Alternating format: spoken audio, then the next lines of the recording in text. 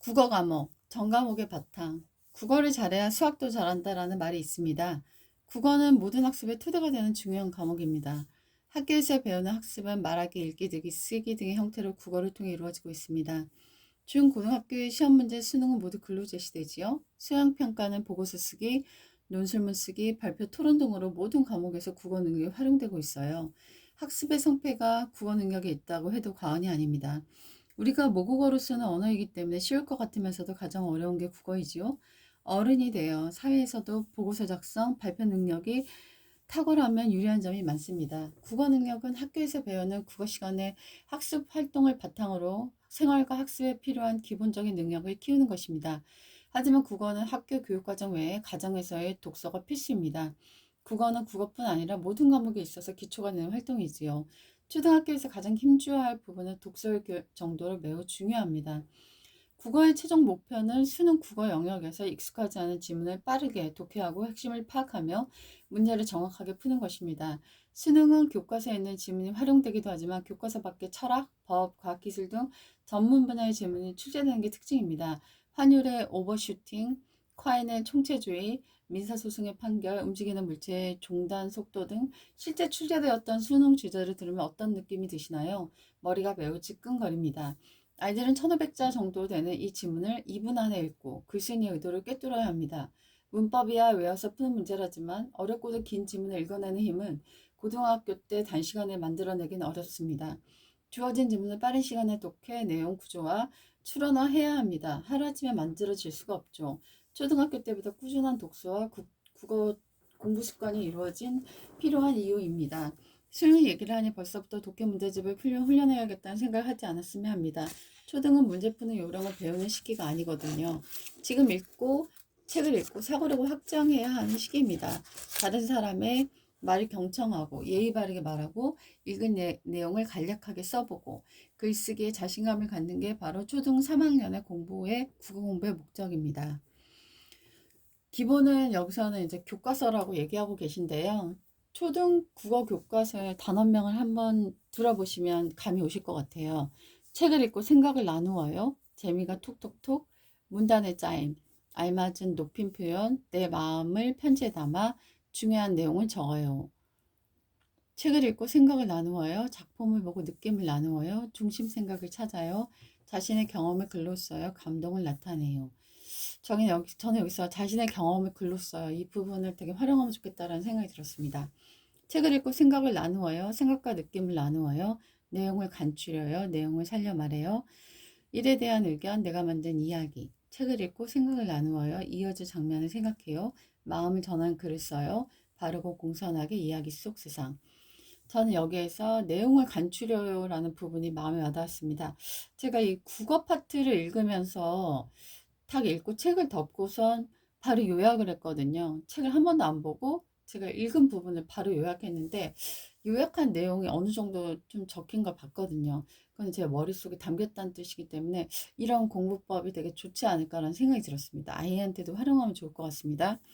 책을 읽고 생각을 넓혀요. 대화 공감, 작품을 감상해요. 글을 요약해요. 글쓰기의 과정, 글쓴이의 주장. 마음을 나누며 대화해요. 지식이나 경험을 활용해요. 의견을 조정하며 토의해요. 겪은 일을 써요.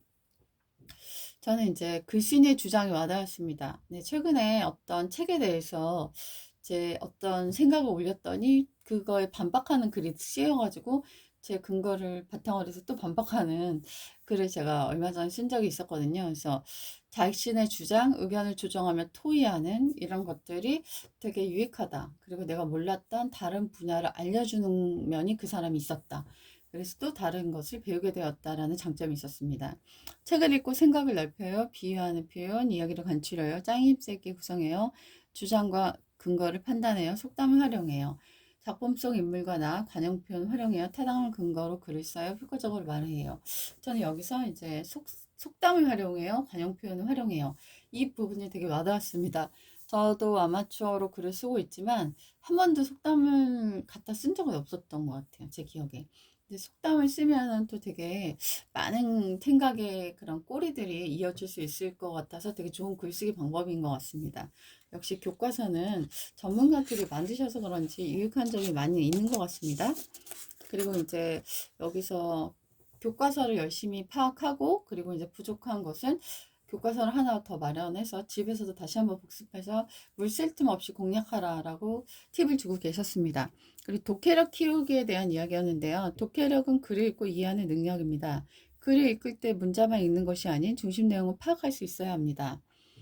교과서는 글로 되어 있어요. 독해력이 부족하면 국어뿐만 아니라 다른 과목의 이해도 이해하지 못합니다. 수업을 따라갈 수가 없고 교과서의 내용을 이해하지 못하니 수업의 집중력이 떨어지고 학습의 결손이 올 수 있습니다.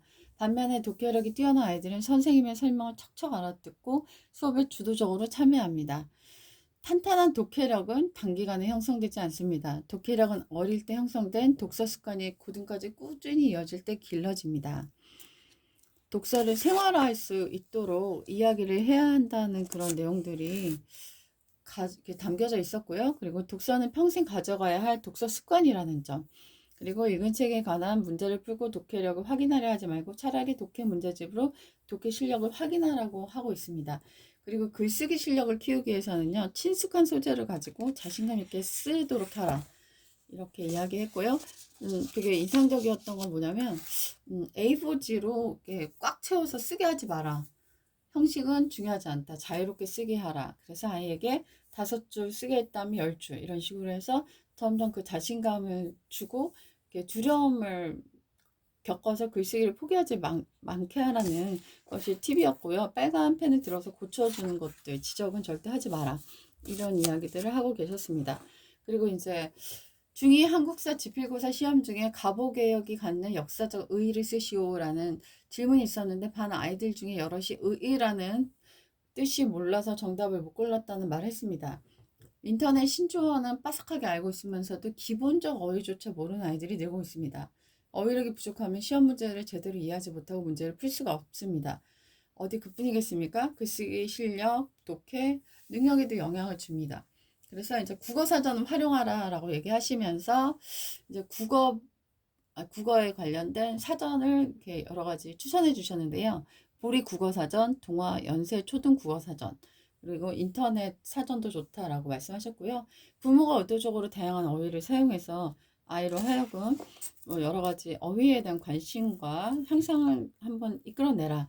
역지사지, 일석이조, 마이동풍, 약육강식, 청출어람 이런 단어들을 좀 사용함으로 인해서 아이들이 어휘를 늘릴 수 있는 계기를 마련해 줘라 라는 것들이 눈에 들어왔고요. 한자를 많이 알고 있으면 어휘력 향상에 도움이 됩니다. 하지만 우리말은 70%가 한자로 되어 있기 때문에 한자의 뜻과 의미를 알고 있으면 단어의 뜻을 이해하는데 분명히 도움이 됩니다. 그런 말씀 하셨고요. 독서를 바탕으로 일상에서 대화를 통해 우리말 어휘력이 성장할 수 있도록 도와달라. 그리고 이제 아무래도 글을 잘 이해하고 잘 읽고 하려면 그 바탕은 듣기와 말하기다. 그래서 아이들은 수업 시간에 잘 들어야 선생님의 설명 수업 시간에 집중하고 경청해야 한다라는 내용이요. 역시 아무래도 우리가 듣고 있거나 말하고 있을 때가 읽거나 쓸 때보다 더 많잖아요. 그러니까 그걸 통해서 많은 아웃풋과 인풋을 가질 수 있고 그것들이 글쓰기와 문해력의 당연한 근간이 되는 바탕이 될 수 있겠죠. 말하기는 자신감입니다. 다른 사람이 나를 어떻게 평가할까라는 생각이 들기 시작하면서부터 두려워서 입이 안 벌어집니다. 가정에서부터 말하기 자신감이 충만한 아이는 학교에서도 능동적으로 말할 수 있습니다. 말하기를 좀 많이 격려해 주라는 이야기였고요. 그다음 마지막에는 휴대폰으로 의사소통하는 횟수가 많아지고 있는데 문자라는 텍스트를 이용할 때 인터넷이나 문자 메시지를 주고받을 때는 상대방의 감정을 상하지 않게 고려해야 한다는 점을 많이 알려주라고 얘기하고 계셨어요.